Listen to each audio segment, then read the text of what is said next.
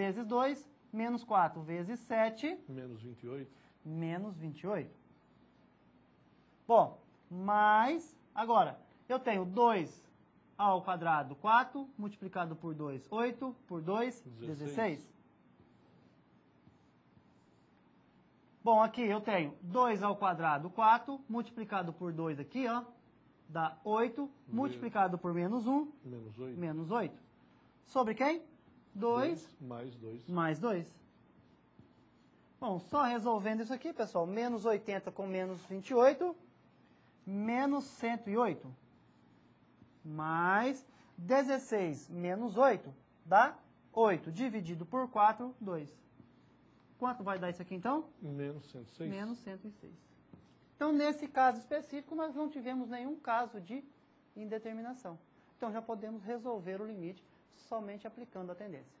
Mas se tiver um caso de determinação, como é que seria feito, professor Paulo? Em todo esse caso, agora eu tenho aí, professor, essa função que vai me causar a primeira indeterminação. E aí? E aí, veja só, pessoal, se nós atribuímos o valor de zero às variáveis, só x e y, eu tenho 0 ao cubo menos 0 ao cubo sobre quem?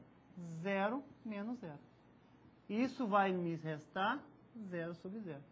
Indeterminação. O que eu tenho que fazer? Eu tenho que levantar essa determinação, procurar uma maneira de eliminar isso aí. Claro que nem sempre isso pode ser possível. Bom, para a gente fazer isso aí, podemos notar que no numerador nós temos uma diferença de cubos. Então vamos aplicar os conceitos de produto notável. Bom, limite quando xy tende a 0 e 0. Bom, pessoal, aplicando o produto notável aqui vai ser x menos y vezes x ao quadrado mais xy mais y ao quadrado. Isso aqui vocês viram lá em Fundamentos 1. Sobre quem? X menos y. Veja que agora, pessoal, eu posso simplificar esse valor aqui. Simplificando esse valor, me restou somente essa relação aqui, ó. Atribuindo a tendência, eu vou ter quem, pessoal? 0 ao quadrado, mais 0 vezes 0, mais 0 elevado ao quadrado. Que isso aqui vai ser, na verdade, quanto? 0. Então, veja um limite que era indeterminado, agora passou a ter uma determinação, um valor igual a 0. Não é isso, professor Paulo?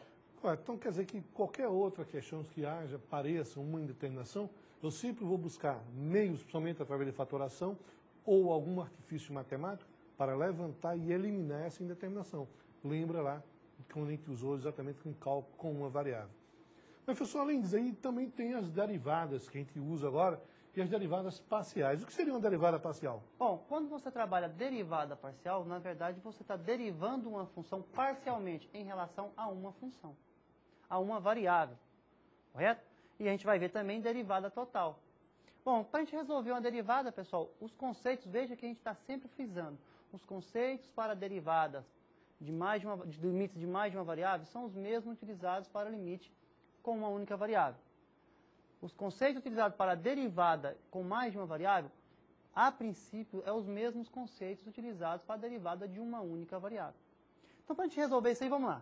Eu tenho aqui uma função f de x, y, z, menos 3x quadrado, y quadrado, z elevado a menos 3, mais 4x elevado a menos 2, y quadrado, z, mais 6x, y ao cubo.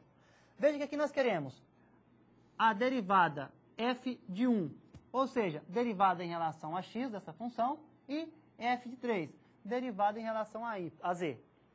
Pessoal, aqui você pode aplicar a definição. Lembra lá? Limite de f de x mais, de f de x mais delta x, mais y mais delta y, mais z mais delta z, aquela definiçãozinha lá de derivada com uma única variável. Porém, nós também podemos usar aqueles conceitos que é quem? Através do expoente. O decaimento do expoente, ou você pega-se o quê? O expoente passa-se a multiplicar a base desse expoente, sempre obedecendo aquele raciocínio. Como é que nós vamos estar fazendo aqui então? Para a gente calcular aqui, ó, f de 1, ou seja, derivada da função em relação a x. Então, analisando, pessoal, vou derivar em relação a x E o restante vai ser o quê? Vai ser, vão ser constantes. Qualquer outra variável, qualquer outra incógnita que aparecer, é considerado constante. Então, eu vou ter quem? Ó, menos 3. Veja, potência de x é 2, ele vai passar a multiplicar aqui a base. Vezes x elevado a quanto? 2 menos 1, sobra 1. O y é uma constante, eu conservo. O z também é uma constante, vou conservar. Mais quem, pessoal? Ó, 4 vezes. Esse expoente passa a multiplicar, menos 2. Vezes quem? Agora, menos 2 menos 1, menos 3. Vezes o y ao quadrado, que é uma constante, vezes z. Mais quem, pessoal? Olha, 6 vezes 1. Bom, derivada de x em relação a x é 1, vezes y ao cubo. O máximo que nós podemos fazer aqui é resolver esse produto. Vai ficar quanto? Menos 6x y ao quadrado, z a menos 3, menos 8x menos 3, y ao quadrado, z, mais 6y ao cubo. Bom, e agora resolvendo a derivada em função de z. Então, f3, x, y e z. Pessoal, agora nós vamos derivar em relação a z. Então, olha, vai ficar menos 3. Já vamos analisar o expoente, olha. Menos 3 aqui vai passar a multiplicar a minha base. X é uma constante, vou conservar. Y também constante, vezes z. Só que quando eu subtraio 1 nesse expoente, vai ficar menos 4. Mais quem? Olha, 4, potência aqui é 1, então vezes 1, conserva-se x a menos 2, que é uma constante, y ao quadrado também constante, derivada de uma função em relação a z, e essa função é o próprio z, é 1, então já está aqui. Mas, veja pessoal, que nessa parte aqui, desse polinômio, eu não tenho a variável z. Então isso aqui tudo passa a ser constante. E derivada de uma constante é zero. Então, se você quiser colocar aqui, mas não há necessidade, zero. Organizando isso aqui, vai ficar quanto? 9x quadrado, y quadrado, z a menos 4, mais 4x a menos 2, y quadrado. Então, está aí a nossa derivada parcial de uma função.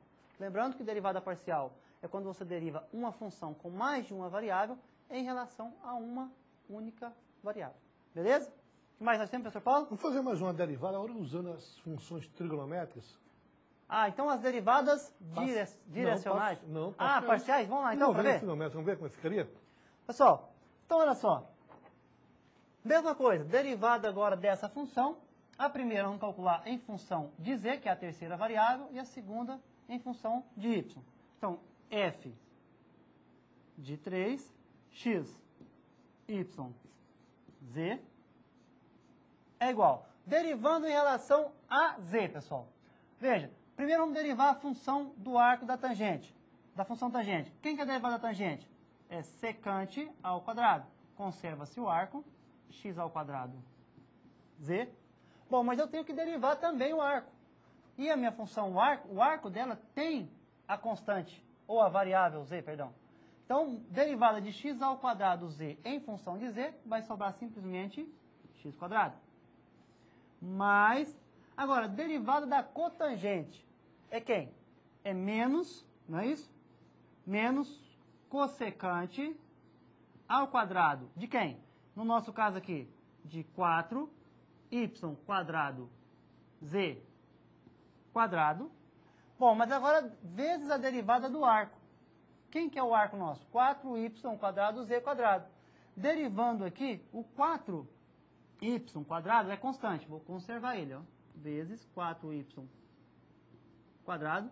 Vezes a derivada de quem, pessoal? De z. Quem que é a derivada de z? Z ao quadrado. Não é 2z?